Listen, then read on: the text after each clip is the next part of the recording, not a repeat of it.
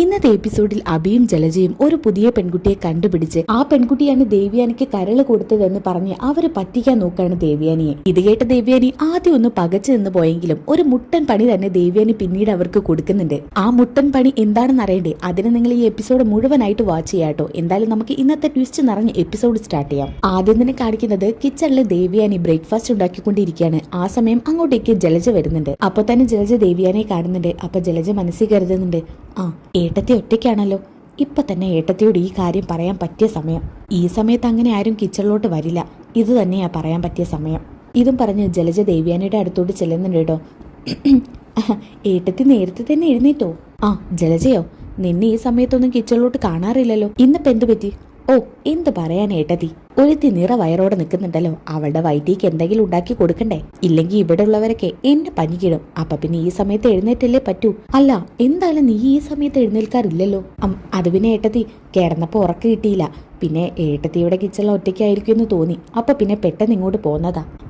എന്തായാലും നീ വന്നത് നന്നായി. നീ എന്നെ ഒന്ന് ഹെൽപ്പ് ചെയ്യ്, ഞാൻ ആരെങ്കിലും ഒന്ന് ഇങ്ങോട്ട് വന്നെങ്കിലെന്ന് കരുതിയിരുന്നു. അപ്പോൾ ജലജ പറയുന്നുണ്ട്, അതിനെ ഏട്ടത്തി നയനയെ വിളിച്ചുകൂടെ കിച്ചണിലോട്ട്?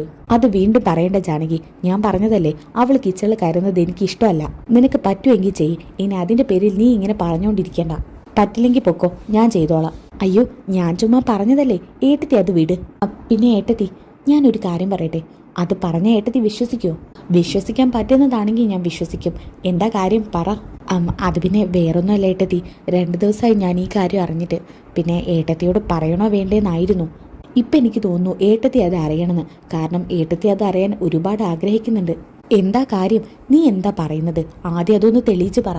പറയുകയൊക്കെ ചെയ്യാം. ഞാനിത് പറഞ്ഞു കഴിഞ്ഞാൽ ഏട്ടത്തിക്ക് അത് വിശ്വസിക്കാൻ ബുദ്ധിമുട്ടുണ്ടാകും. എന്നെ എന്തായാലും വിശ്വസിച്ചാലും ഇല്ലെങ്കിലും പറയേണ്ടത് പറയാതിരിക്കാൻ പറ്റില്ലല്ലോ. ജലജെ, നീ ഇങ്ങനെ സസ്പെൻസ് ഇടാതെ കാര്യം പറ, ഇല്ലെങ്കിൽ പിന്നെ നീ നിന്റെ ജോലി നോക്ക്. ഏട്ടത്തി ഇപ്പൊ കുറെ നാളായിട്ട് ഒരു കാര്യമല്ല തേടി നടക്കുന്നത്. ഏട്ടത്തിക്ക് കരൾ തന്ന പെൺകുട്ടിയെ. ഇത് കേട്ടപ്പോ ഞെട്ടലോടെ എന്ന ദേവ്യാനി ജലജയുടെ മുഖത്തോട് നോക്കുന്നുണ്ട്. ഏട്ടത്തി ആ പെൺകുട്ടി ഏതാണെന്ന് എനിക്കറിയാം. ഇത് കേട്ടപ്പോ ആകെ അങ്ങ് ദേവ്യാനി ഷോക്കായി പോവാണ് കേട്ടോ. എന്നിട്ട് ദേവ്യാനി മനസ്സിൽ കരുതുന്നുണ്ട്, ഈശ്വര എല്ലാം തകർന്നു. നയനയാണ് എനിക്ക് കരൾ തന്നതെന്ന് ഇവളറിഞ്ഞോ? ഇനിയിപ്പൊ എന്താ ചെയ്യാ? അപ്പൊ ജലജ ചോദിക്കുന്നുണ്ട്, ഏട്ടത്തി എന്താ ആലോചിക്കുന്നേ? ഒന്നുമില്ല. അല്ല ഞാൻ ഇത്രയൊന്നും പറഞ്ഞിട്ട് ഏട്ടത്തിക്ക് പ്രത്യേകിച്ച് ഭാവമാറ്റമൊന്നും ഇല്ലല്ലോ.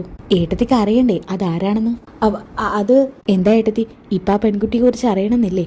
അറിയണം. ആരാ പെൺകുട്ടി? രണ്ടും കൽപ്പിച്ച് ദേവ്യാനി ജലജയോട് ചോദിക്കുന്നുണ്ട് കേട്ടോ. അപ്പൊ ജലജ പറയുന്നുണ്ട്, അതുവിനെ ഏട്ടത്തിക്ക് പറഞ്ഞാലൊന്നും മനസ്സിലാവില്ല. കാരണം നമുക്കാർക്കും അറിയാത്തൊരു പെൺകുട്ടിയാ. ഇപ്പൊ ഏട്ടത്തിക്ക് തോന്നും ഞാൻ കള്ളം പറയാണെന്ന്. എന്ന ഏട്ടത്തി കേട്ടോ, ജയേട്ടനും അച്ഛനും സംസാരിക്കുന്നത് ഞാൻ എന്റെ ചെവി കൊണ്ട് കേട്ടതാ.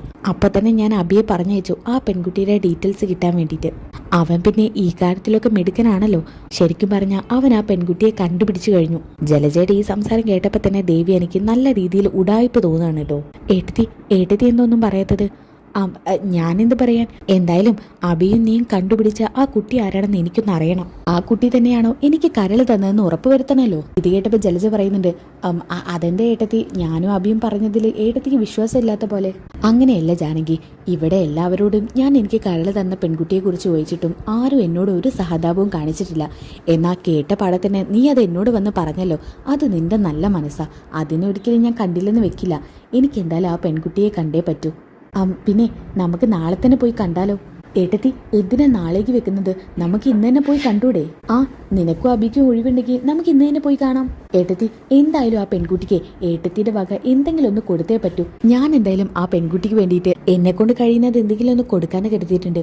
ഓ ജലജെ, അതിന്റെ ആവശ്യമൊന്നുമില്ല. ഞാൻ തന്നെ എന്റെ ജീവിതം പോലും ആ കുട്ടിക്ക് സമർപ്പിച്ചിരിക്കുക. അതിലും വലുത് ആ കുട്ടിക്ക് എന്താ വേണ്ടത്? എനിക്കുള്ളതെല്ലാം ആ കുട്ടിക്കാ. ഇത് കേട്ടപ്പോ ജലജയുടെ മനസ്സെന്ന് അറിയാതെ ചാഞ്ചാടി പോവാണ് കേട്ടോ. അപ്പൊ ദേവേനെ മനസ്സിൽ കരുതുന്നുണ്ട്, ഇവളെ വെച്ച് ഞാൻ കരുതിയ പോലെ തന്നെ ഒരുപാട് പണം ഉണ്ടാക്കാം.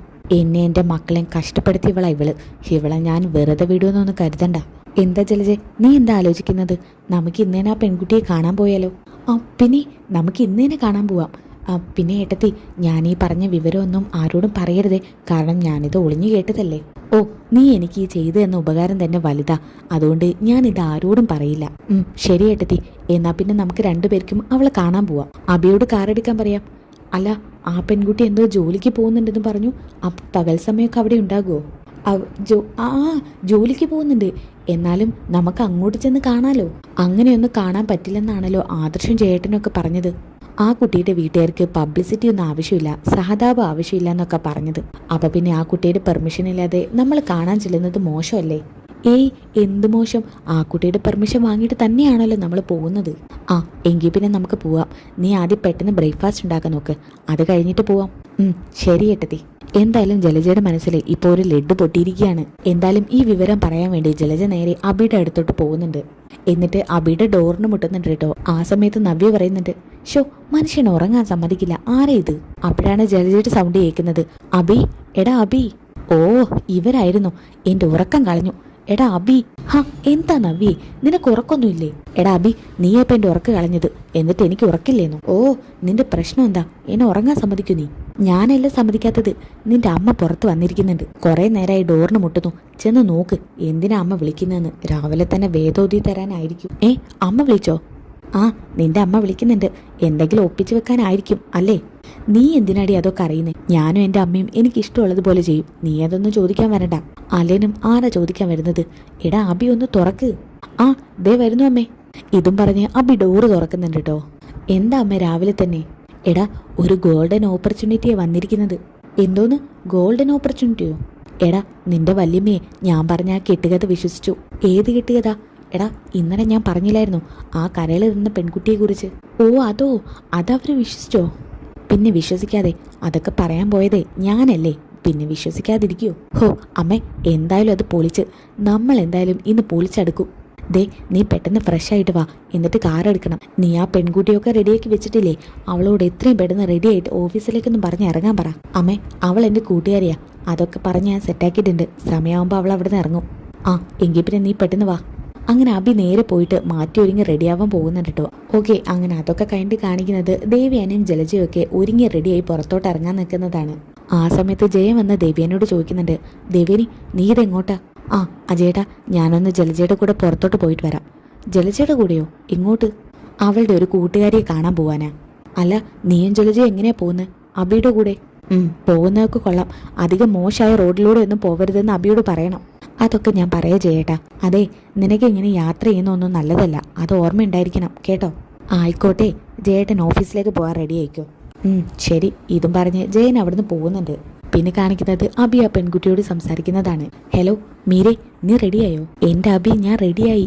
പിന്നെ പറഞ്ഞ കാശ് എനിക്ക് തന്നോളണം. അത് പിന്നെ തരാതിരിക്കുമോ മുത്തേ? ആ, കാശ് തന്നിട്ട് മതി ബാക്കിയൊക്കെ. അതെ, നീ ആദ്യം അഭിനയിച്ച് തകർക്ക്, എന്നിട്ടാ നിനക്ക് കാശ്. അതൊക്കെ നീ കണ്ടോ, ഞാൻ സ്റ്റേജിൽ അരങ്ങേറുന്നത്.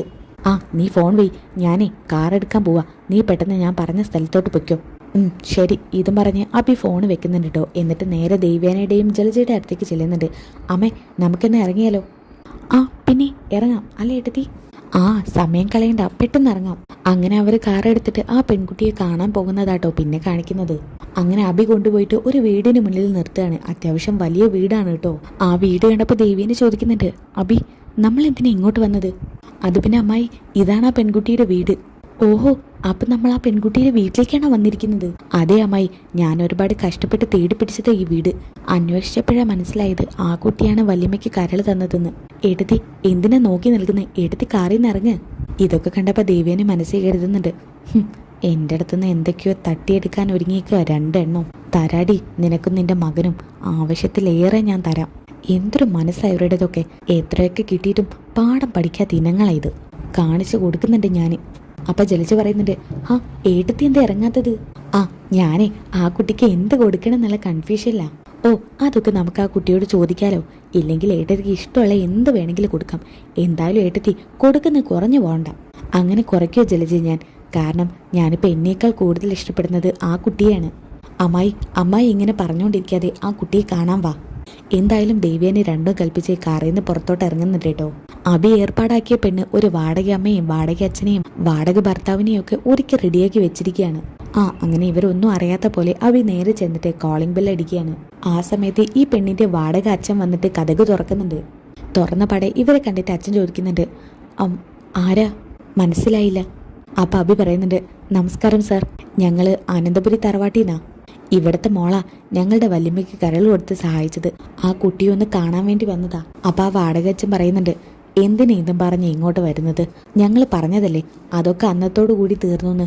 ഇനി ഇതും പറഞ്ഞ് ഇങ്ങോട്ട് വരരുതെന്ന് നേരത്തെ പറഞ്ഞതാണല്ലോ. അപ്പം അബി പറയുന്നുണ്ട്, നിങ്ങളുടെ മോള് കരൾ കൊടുത്ത എൻ്റെ അമ്മായിയായി നിൽക്കുന്നത്. ആ അമ്മായിക്ക് ആ കുട്ടി ഒന്ന് കാണണമെന്നുണ്ട്. നിങ്ങളേതായാലും ഇവിടെ വരെ വന്നതല്ലേ, അകത്തോട്ടിരിക്കാം. ഇത് കേട്ടപ്പോൾ ദേവിയനെ പറയുന്നുണ്ട്, ജലജെ നമുക്കിവർ ആ പെൺകുട്ടിയെ കാണിച്ചു തരുമോ? ഏട്ടത്തി ടെൻഷനാവാതിരിക്കി, അവർ കാണിച്ചു തരും. ഏട്ടത്തി വാ. അങ്ങനെ അവർ രണ്ടുപേരും ആ വീട്ടിലോട്ട് കയറിയിട്ട് അവിടെ ചെന്ന് ഇരിക്കുന്നുണ്ട് കേട്ടോ. ആ സമയത്ത് ആ പെൺകുട്ടിയുടെ ഭർത്താവ് വരുന്നുണ്ട്, വാടക ഭർത്താവ്. എന്നിട്ട് പറയുന്നുണ്ട്, അച്ഛ ഇതാരാ? ആരാണെന്നോ? നിനക്ക് മനസ്സിലായില്ലേ? നിന്റെ ഭാര്യ കരൾ കൊടുത്ത പെൺകുട്ടിയാ. ദാ ഈ ഇരിക്കുന്ന സ്ത്രീയാ. ആ ചേച്ചിക്കിപ്പോൾ ഓക്കെ ആയോ?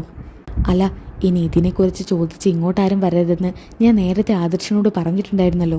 അപ്പം ജലജ പറയുന്നുണ്ട്, എന്തൊക്കെ നിങ്ങൾ പറഞ്ഞാലും കരൾ കൊടുത്തത് എൻ്റെ ഏട്ടത്തിക്കാ.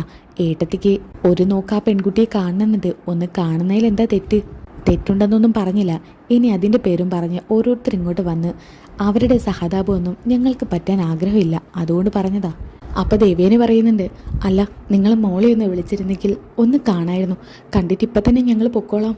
അപ്പം ജലജ ഏറ്റു പറയുന്നുണ്ട്, അതെ കണ്ടിട്ട് ഞങ്ങൾ പെട്ടെന്ന് പൊക്കോളാം.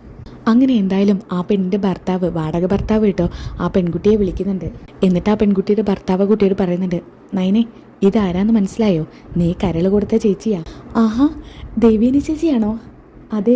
അവളാണെങ്കിൽ ഓടി ചെന്നിട്ട് ഭയങ്കര ആറ്റിറ്റ്യൂഡ് ദേവിനെ കെട്ടിപ്പിടിക്കാട്ടോ. അപ്പം അബി ഇങ്ങനെ കണ്ണോണ്ട് ഇറുക്കി കാണിക്കുന്നുണ്ട്, അധികം ഓവറാക്കി ചളവാക്കല്ലേടി. അപ്പം ആ പെൺകുട്ടി ദേവിയനോട് പറയുന്നുണ്ട്, ചേച്ചി ഒന്നും കരുതരുത്.